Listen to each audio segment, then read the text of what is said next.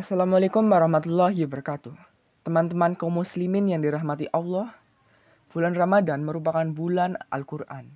Pada bulan inilah Al-Quran diturunkan oleh Allah SWT melalui malaikat Jibril sebagai tuntunan bagi umat manusia.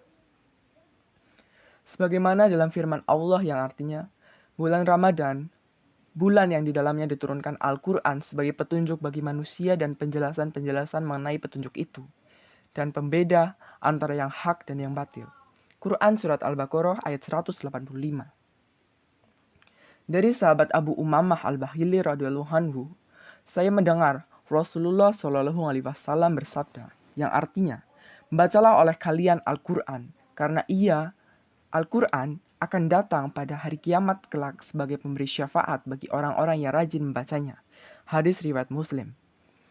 Nabi Shallallahu alaihi wasallam memerintahkan untuk membaca Al-Quran dengan bentuk perintah yang bersifat mutlak, sehingga membaca Al-Quran diperintahkan pada setiap waktu dan setiap kesempatan.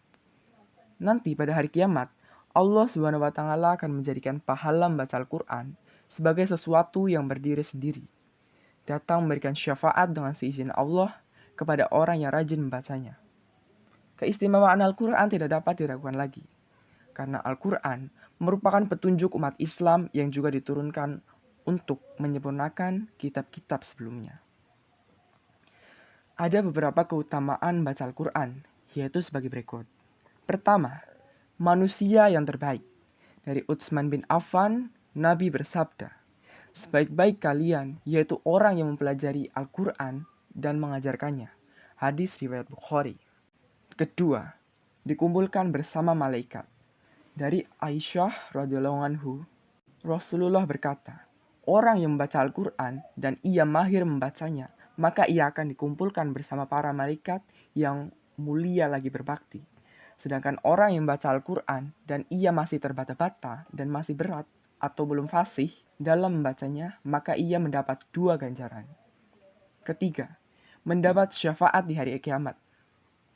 Dari Abu Umamah Al-Bahili berkata, "Saya mendengar Rasulullah bersabda, bacalah Al-Quran, maka sesungguhnya ia akan datang pada hari kiamat sebagai syafaat bagi ahlinya, yaitu orang yang baca, mempelajari, serta mengamalkannya."